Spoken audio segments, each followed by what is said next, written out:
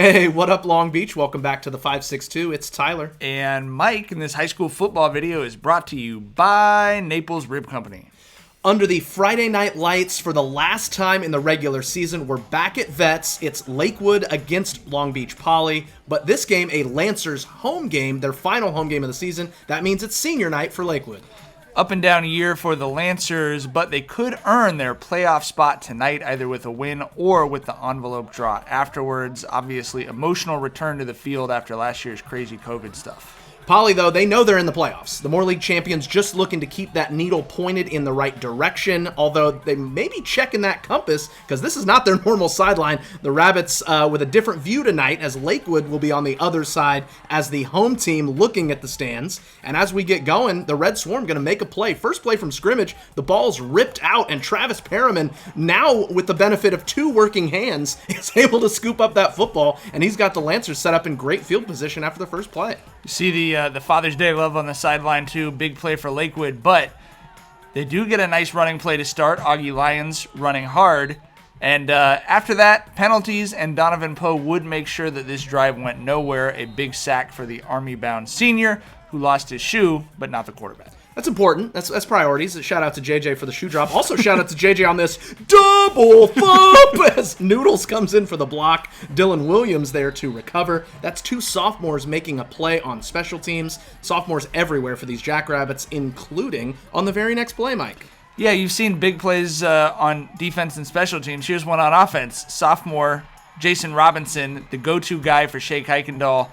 That's a 42-yard touchdown to start things off. 7-0 Jackrabbits, less than 3 minutes into the game. Then back to that defense. Poly locked in from that point forward. Jalen Johnson, the monster, with the tackle for loss, and also had a host of his teammates behind him. When the weather gets colder, it's just really tough to run on that Jackrabbit defense. Passing game, meanwhile, still looking crisp. Shea going to hit former Lakewood Lancer Marcel Lineberger for a nice gain. And then in the run game, look at Wendell Moe, number 75. Ooh, creates an absolute canyon for Devin Samples to run through. 23 yards to the house. Whoa. Man, road grader right there. Yeah, happy to be filming and not trying to play defense. Lancers trying to get something going, but at Halloween time, Tyler, sometimes you find a monster on your doorstep. Yeah, pick or treat by Monster as he gets the candy. Not me holding on to an interception as Shaylin gets the touchdown. 21-0 Poly with 6:40 left in the first. After Lakewood quarterback Braden Downen goes out with injury, Noodles just teeing off on this third down play. Lancers obviously very limited in their playbook from that point forward. Next drive, Shea goes back to J-Rob, gets him right onto the doorstep. That's going to set it up for Nick Kelly scoring maybe the easiest touchdown of his young life. 28-0 Poly, still in the first. Into the second quarter, Kuykendall is going to throw it up for Tyson Bordeaux, and young Moss in the making. Someone offer this kid already, the senior. We're just coming to expect these plays from him, at least one a game at this point. Yeah, you can basically mark it down. Later in the drive, Shea to Jay for 6. That's the second touchdown for Robinson, who just stays open like 7-Eleven. Great route runner, super quick, 35-0 Poly. Lakewood still up against it without their quarterback, and Josh Kaysen with the pick. And it's about to be Noodles to the house like DoorDash. If you pick it, you got to 6 it. Make sure you tip your driver. 42-0 Poly. Jackrabbits with everything going their way, working the crowd, and curating just immaculate sideline vibes, Tyler. I mean, there's no other way to explain it. You know, it was obviously Poly having a ton of fun. Kaysen, one of the more popular guys on the team, getting a lot of love from basically everybody. Got to come over and dap him up for that touchdown. Jackrabbits just rolling in this one. Kuykendall then with another touchdown toss. You can tank me now. As Lineberger into the corner of the end zone, gets the tub against his former team. Everything going Poly's way. Yeah, just a tough night, obviously, for Lakewood. Jackrabbits getting some young guys in there to make plays. Tristan Bordeaux, the junior, with a great tackle for a loss. And then big sophomore Josh McEachin. You can't miss him wearing number 93. That's Winston Justice, former Jackrabbit great's nephew. It's a prospect the coaches really like, and his teammates clearly love him too. Firing him up after he gets in and makes a play, and then sends him over to the mosh pit on the sideline. Yeah, the players on the field had given him enough love. Now you got to go to the sidelines to get some love.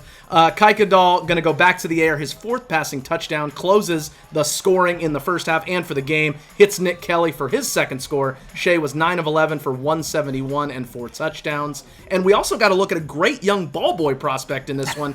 He's quick. He's got great style. You know, we love the Ice Dogs hoodie. Also breaks tackles. Arm tackles aren't going to work against this kid. And he really takes his job seriously, Mike. I like what we see. You know, I love the hoodie, Long Beach LTD, and I love the Y chromosome on that kid, too. Absolutely great stuff from young Vinny G. The Jackrabbits are going to win it 56-0 to wrap up that undefeated Moore League championship season. But we had more Moore League business to take care of with an envelope draw to break the tie for third place between Jordan, Compton, and Lakewood.